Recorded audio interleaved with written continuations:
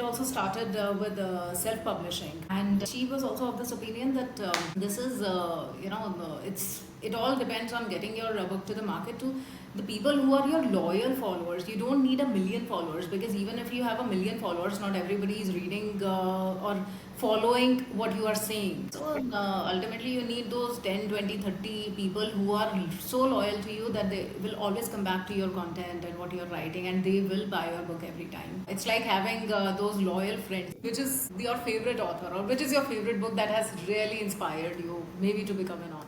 So, favorite authors. So, like many other Indian authors, it's the Chetan Bhagat first. Because with Chetan Bhagat, I realized you can write a very simple story in a simple manner for common folks. That was the thing he proved at that time. Made me realize that, yeah, even if I don't know much about creative writing, I can barely manage to write a good grammar, a good sentence.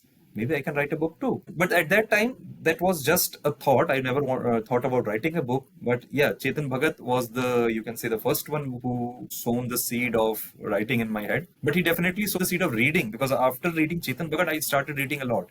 Before that, I don't used to read. That was like first year of engineering. So everyone at that era, that time basically, not era, it sounds like very ancient. At that time, 5 point someone was a rage in engineering colleges. And after that, I read Durjoy Datta and all those next batch of romance author.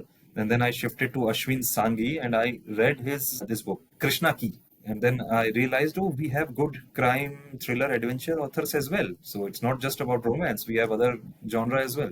So after reading all these books, I thought, let's just try something in similar crime thriller genre. Yeah. And that's where I started developing my first book. And by that time, I've started reading James Patterson, Robert Galbraith, these David Baldacci's. All these authors collectively have somehow helped to shape my writing. 5.7 was a rage, not only in the engineering but outside a world as well. And Yes. I think it was after a very long time that some Indian author had managed to do commercial success. Indian authors have gone on to win international prizes as well. Like Arundhati Roy, she won Booker in '97. But still, this was the first time that somebody appealed to the younger audience, and they were really. It was a contemporary book, and that young people, everyone in 20s and 30s could relate to. So it was amazing. And at that time, we had very few or maybe none such stories which showed the college life as it is, as it happened. Yeah. Usually, because other than book, the movies and TV shows were showing a kind of college life which never happens. He showed the genuine college life, genuine hostel life, genuine friendship. That's why people connected it more, because they found someone who is genuinely showing the college life. And Indian publishing writing community started valuing stories which are grounded in India, not just to appease the award-winning jury. I think that was the change Chetan Bhagat has brought in the Indian publishing industry. That's the biggest award for any author. You know, that people are not only reading, they are loving your work.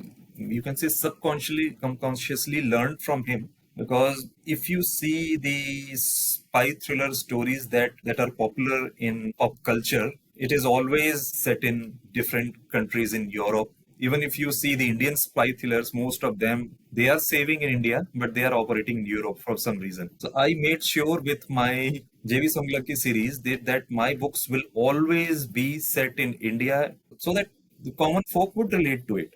So that is the thing which I've subconsciously learned from Chetan Bhagat and Ashwin Sanghi, that if your story is about Indian characters, Indian politics, current affairs, then should happen in India and in the real India where the actual things happen. When is your next book coming out, and are you planning any new protagonist series? New protagonist, I was thinking about something in the lines of a John Wick, Okay. an assassin, but entire story set in India, very real Indian heartland, different Indian, specifically tier 2 cities, not the metros, and this assassin story. But again, it's very early stage, the feasibility stage, you can say.